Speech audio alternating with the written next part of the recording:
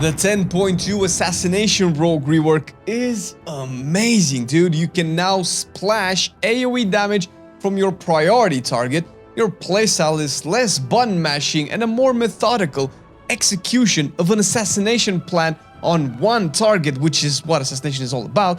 You better get your rogue up to snuff because Assassination will not only be viable in both raids and dungeons with the new design, but its tier set will make poisons the name of the game. Exsanguinate has finally been addressed. Testing it now on the 10.2 PTR gives you two versions to play with the devs mentioning they will keep the one that feels and performs better into the game. The old Exsanguinate is gone and the new ability is a 1-minute cooldown that makes your Garrote, Crimson Tempest and Rupture duplicate 100% of any damage dealt by consuming 10 energy each. Numbers are numbers and that's all fine and good, but the other version of Exsanguinate makes things really juicy.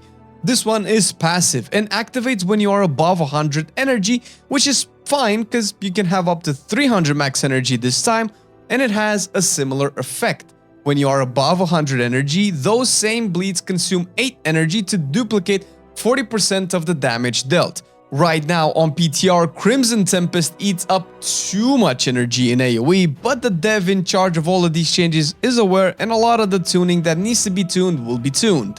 The general playstyle of this promotes a more skillful play where you want to be above 100 energy constantly to gain the passive effect, which is essentially 40% more bleed damage. Pooling energy as well as the Envenom buff will reward you with even more damage than just mindlessly pressing your buttons.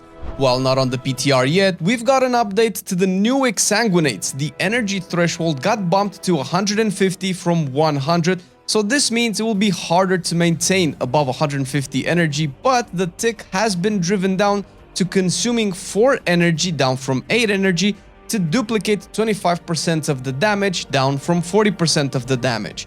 Prior to this, you would see a big ping pong on your energy, not to mention that Venomous Wounds would have been a non-existing talent since it gave 8 energy back from Garrote and Rupture. Seems like a good change, cannot wait to have it on the PTR and actually test it properly. Caustic Spatter is probably what everyone secretly wanted from Assassination, but didn't know it yet. It essentially fixes a lot of AoE problems and it's a mechanic present in a bunch of other DPS specs that have success dealing damage to multiple targets. Currently a choice node with internal bleeding, using Mutilate on a target that has Rupture and Deadly Poison on, will apply Caustic Spatter for 10 seconds. During that time, 30% of your poison damage dealt to that target will splash onto other enemies with reduced damage past 5 targets. This builds the foundation of what thematically an assassination should be. You pick your target, most likely a priority mob, set it up, then mutilate it and cleave onto all the other enemies. Once again, this doubles down on the methodical and strategical play of Assassination, where you want to maintain this debuff as much as possible, maximize poison damage dealt together with other abilities like Kingsbane. This playstyle is almost a 180 from the current way Assassination does AoE damage, where you have to tap target like a madman. Clearly, since Spatter only works on one target at a time, once you decide to go, you go, brother, and you nuke that target down and see how your damage hits around you, similar to what Outlaw does with Blade Flurry. Because of how this works and the fact that Deathmark also duplicates your lethal poisons, the 2-minute cooldown becomes an AoE cooldown as well, giving it actual flexibility and synergy with your kit. All this talk about methodical and skill rewarding playstyles shouldn't discourage you from being turbo hyped about Assassination, and the reason is simple: sudden demise. This new capstone is the answer to all those talks about being in low-level keys or low-level content and things dying before you can actually go off. Not with this, baby. Sudden demise increases your bleed damage by 10%. When the targets that have your bleeds on are below 35% health and the remaining bleed damage on them is more than 200% of their remaining health, they bleed out, being instantly executed. This has to be the coolest thing to see and play with, especially in open world content, where it's more annoying to set up bleeds than to hook a USB cable into a USB port when drunk. The downside is that it provides minimal to no benefit apart from the 10% bleed buff in higher content, and likely that won't change. The 200% overkill damage is incredibly inefficient in +20s and mythic rating where it won't be worth a capstone. And that's okay. Having setups to boost your efficiency in assaults, world quests, rares, and low-level key farming is fine, especially since low-level crest farming will even be a thing in 10.2.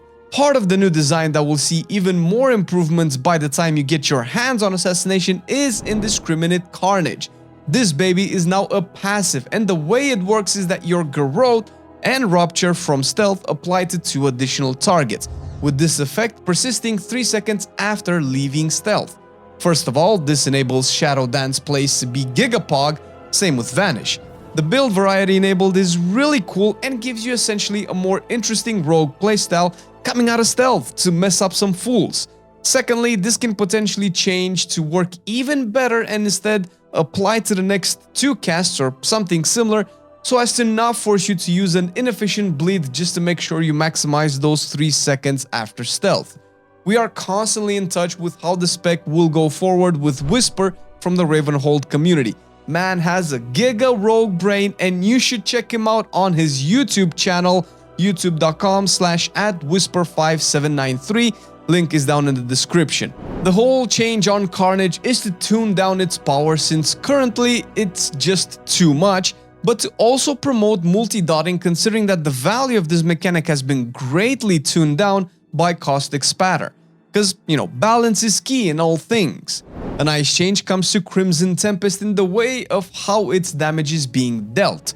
You no longer deal instant damage, which initially was a good thing looking at how Feral also has its AoE bleed damage profile working, but instead deals just raw damage over time, with the actual damage lasting up to 2 seconds longer and gaining 20% extra damage per target affected by Tempest, up to a maximum of 100% bonus damage, with it being soft cap at 5 targets now as opposed to the current 8 targets. However, the scaling damage is way larger in 10.2, which can indicate that they want this to deal more damage with a smaller AoE potential, but numbers can change at any time, so it could also just be whatever. Thrown Precision makes Fan of Knives way better in 10.2. Now it will just give your Fan of Knives 10% increased critical strike chance, and when Fan crits, it will instantly apply your poisons. This makes crits even better for Fan of Knives since it already gave you extra combo points. Shiv and Arterial Precision got buffed, and this gives you an actual Shiv build with actual Shiv damage. If you end up taking improved Shiv, Lightweight Shiv, Tiny Toxic Blade, and Arterial Precision, your Shiv will hit an AoE, apply a 30% bleed and 30% poison damage increase, while also dealing giga damage per cast with 2 charges, all packed with Caustic spatter for more poison synergy and AoE splash damage, if these will all go together in the same build. And speaking of all of this synergy, Vicious Venoms received a giga buff, where on live for 2 points you get 20% additional nature damage on ambush and mutilate. In 10.2 that has been raised to a whopping 70% nature damage. And yes, it works with Caustic spatter. Are you not entertained? Next on the list is Poison Bomb with its increase in range. This has historically been a big hit or miss as far as a modern mechanic for WoW is concerned. Ground effects are already wonky and possibly on their way out, but Poison Bomb had a meme-like way to proc at the end of a pack, as the pack was moving, or simply awkwardly to the side of the pack. The increase in range just makes this better, more reliable, and dial down on all of these other meme conditions. Obviously, the class talent tree has seen a big shakeup, and the nodes that stand out more than anything are the defensive ones, which are historically sketchy to pick since most of the time it forces you out of DPS nodes. Graceful Guile is a new addition that gives you a second charge of Feint for more damage reduction, and Featherfoot with its prerequisite turns your sprint into a 1-minute cooldown mobility skill that gives you 100% movement speed for 12 seconds. This is just to touch up on a few. Sap and Shadow Step are now baseline, and you can still get your second charge of Shadow Step now with only having to spend 1 talent point for it. A simplified view on the general playstyle of Assassination in 10.2 sees you applying your bleeds from stealth with indiscriminate carnage. You will also be maintaining the new Crimson Tempest to get damage buff while cranking down on a priority target with Caustic Spatter for the poison damage AoE splash. With 300 maximum energy, you will be flooded with resources in AoE, which you can opt to tone down with the passive Exsanguinate for even more damage. The tier set is going into a poison-focused direction, kinda making the more interesting talent nodes even cooler. The 2 set makes every 10 energy you spend give you a stackable buff of 1% attack speed and 1% nature damage for 6 seconds, which can stack up to 15 stacks, but the duration is not extended.